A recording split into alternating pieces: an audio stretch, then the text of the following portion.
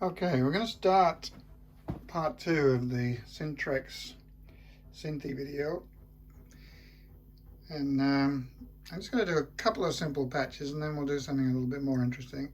But last time we used a Synthi AKS, this time we're going to use a VCS3 Putney. So it's a bit of an antique unit, beautiful, but we've set up a patch which is just a square wave of oscillator 2.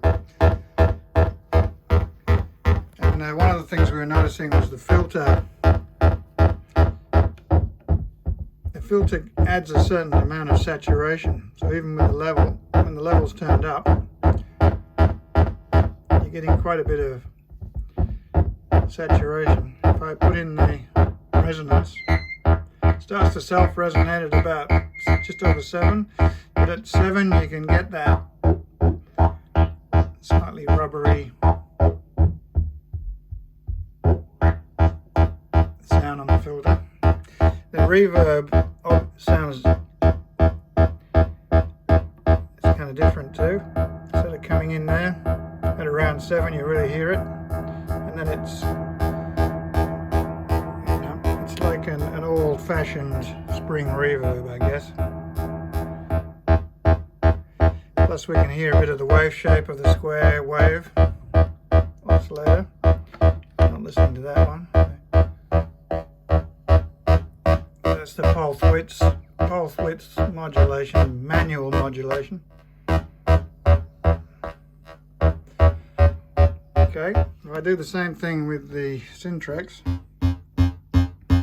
it's a little cleaner sounding, but you definitely don't get the, if I turn the response down, the filter response is kind of similar, but it doesn't have the saturation. If we give it a bit of, same thing sort of happens, starts to self-oscillate around 9. If we keep it sort of 8, you can get that sort of wobbly sound.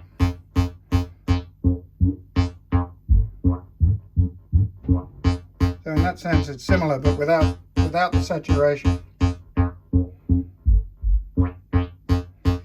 The reverb, as we found last time, is very different. It is a spring reverb. You can hear it by there you go. It's an authentic spring reverb.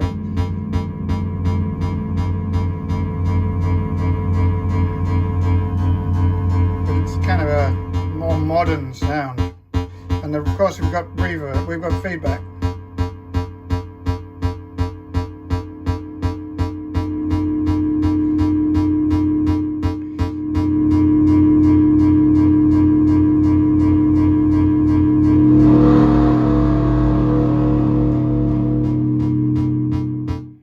Get some very nice, once again you've got the output filter, which is really cool to add a bit more. But that reverb with the feedback, it starts to come in around 4, and you sort of kind of think to yourself, well, what are you going to do with that? But it's very, very useful when you use it in the matrix and use it as an audio kind of modulation for other things. It really sounds beautiful when you do that. But you can see there's definitely a difference. The square wave itself, we didn't do the pulse width. Pulse width, again we're listening to the square wave. Manual pulse width modulation. Unfortunately you can't modulate this through the matrix.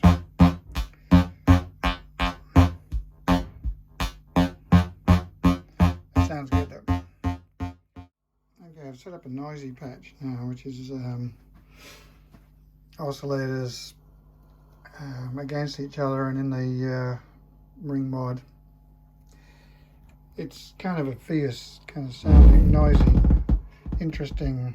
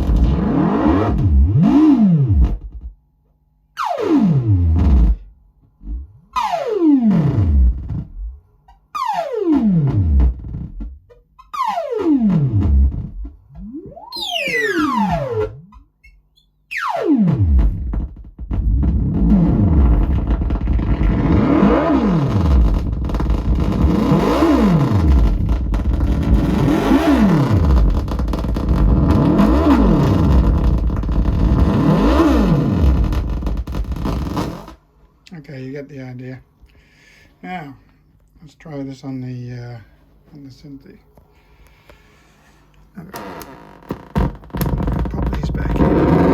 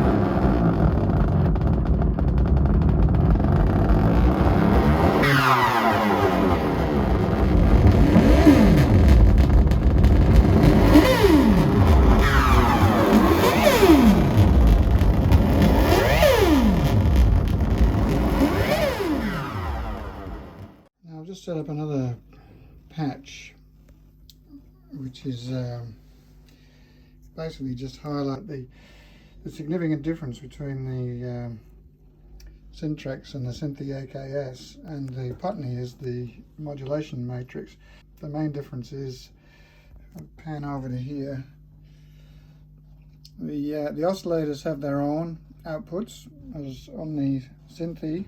The oscillator 3 is the only one that has the separate outputs, but in sacrificing that, because it's in a 16 by 16 grid, it doesn't have the output channels coming back in, so you can do the feedback patches and the return modulation patches, if you like, that you can do here. So output 1 and 2 come back into the matrix, as well as input 1 and 2, which you can have separately and at the same time. Whereas on the Putney, you do have the input 1 and 2, so you could output into the inputs to get a similar effect if you're doing the input patching, I guess. But you then wouldn't be able to have simultaneously have channel 1 and 2 having something else come in for modulation or otherwise, or treatment. So that's one significant difference between the Putney VCS3 and the Synthi AKS. And the Syntrx, of course, is based off the Synthi AKS, which we looked at in part 1 of the video. So I did set up a patch here, which is kind of another noisy patch.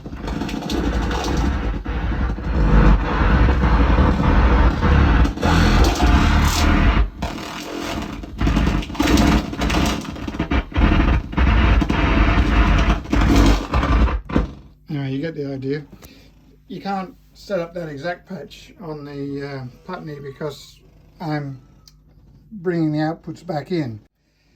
Now, maybe it wasn't such a brilliant example, but you can, I guess you get what I'm talking about. There are significant differences between the Putney VCS3 and the Synthi AK or AKS and the Syntrx, which is what it's based off. Okay, so now I've set up another patch, and I think I need to admit defeat trying to make the same patch on both the Syntrx and the Putney, because they are different and they're just not reacting in the same way. One of the reasons is because I just mentioned there's differences in the patch matrix, but also the Syntrx, of course, has the sample and hold built in, which you can mix with the output of oscillator 3 and send out on oscillator 3 line, which is what I'm doing in this patch. We don't have a sample and hold on the Putney. You can do that with a separate device, or you can use external CV to come in, but it's not built in.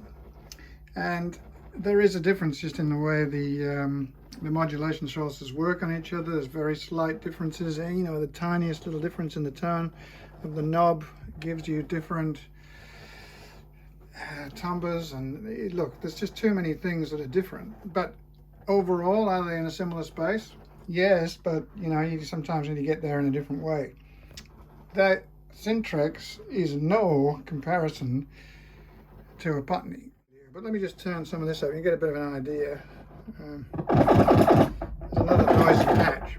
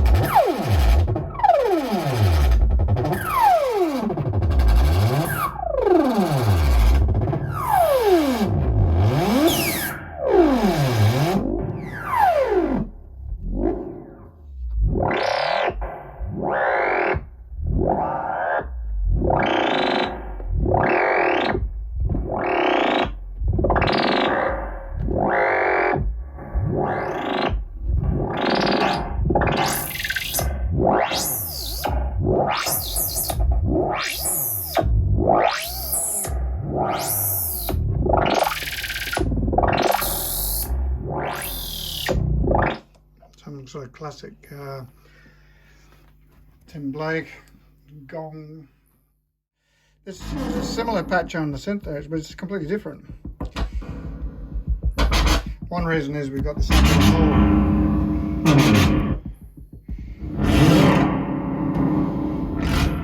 Now, one thing, if you can hear that the reverb has got a bit of feedback noise in, you can just turn that up, turn off the LEDs, and it's nice and quiet.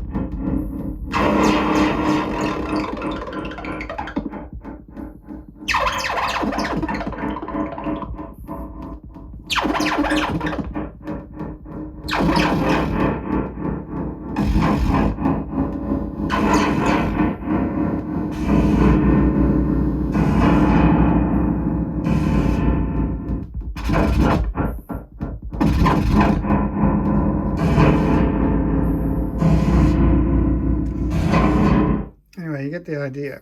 They're not the same. I'm not even going to try and pretend that they are.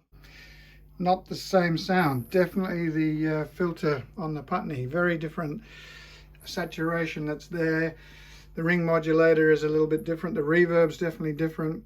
Obviously the envelope shaper is very similar as a modulation source and as a VCA. The Syntrx is cleaner in that sense. It's a more modern circuit. It's not the same circuit as the Synthi AKS or the Putney.